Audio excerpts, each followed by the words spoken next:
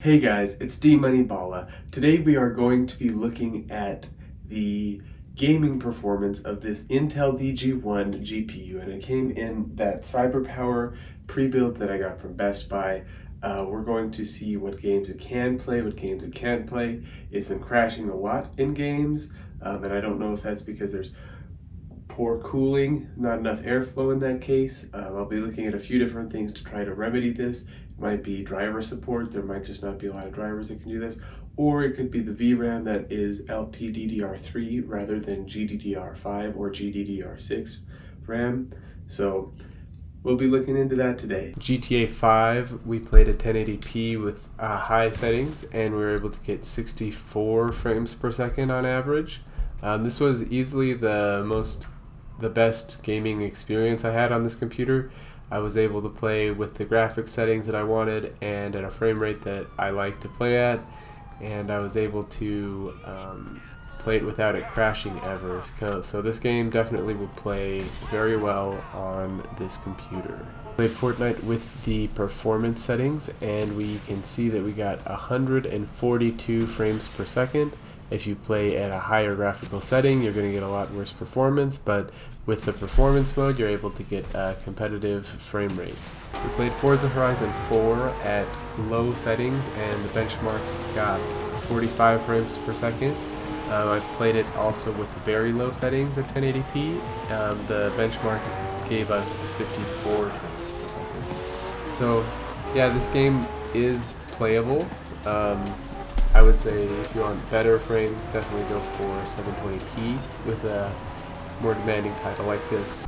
This setup definitely seemed to crash a lot. Here I had just barely launched Battlefield 5 and was just looking at the menu to see that I was playing at medium settings. I'm on 1080p, and then I started walking again. It asked me if I apply any settings. I don't remember changing anything, so I said cancel. Then I resume, and then a few steps in to this game, it just freezes and crashes. This happens a lot with basically every game you play, especially Call of Duty Warzone. It crashed a ton on me. However, relaunching Battlefield 5, I was able to play, and it didn't crash the second time. I was able to play for around 20 minutes, and seemed like this game was pretty well optimized too, getting around 40-ish frames per second on 1080p medium settings. Yeah. I was able to play Call of Duty Warzone only in safe mode, and I think I was able to complete one match. The other times it crashed. I think I was like 17 minutes into this match here, and it crashes here and gives me a DirectX error code. But it seemed to happen every time I played Call of Duty Warzone, so this definitely doesn't seem like a playable title. I had to also put in 24 or 32 gigs of RAM to get it to work.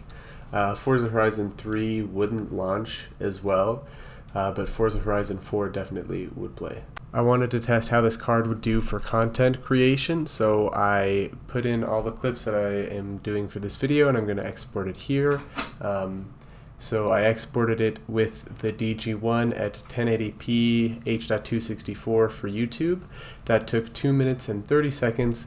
For reference, I exported this with a 1660 Super attached, everything the same, and that exported it in 48 seconds.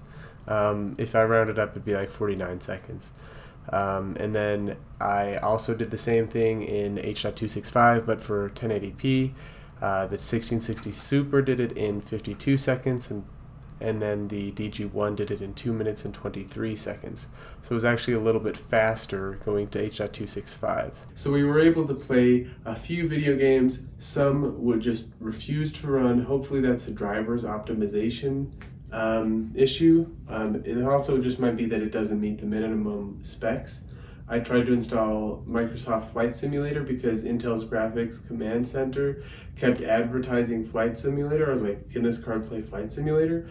And it said, you don't meet minimum specs, this isn't going to run well. I couldn't launch Dirt 5, I couldn't launch Forza Horizon 3. Call of Duty Warzone I could play in safe mode, but it kept crashing. Adobe Premiere, that was really painful. It crashed a lot when exporting videos. Hopefully it's fixed with driver updates, but who really knows? This is kind of an early adopter's card. I wouldn't suggest buying it. It did work in Ubuntu and a 10th generation Acer Aspire that I have, so it depends on your motherboard and CPU if this GPU will work for you. If you like this video, hit that like button and subscribe to the channel. Thank you.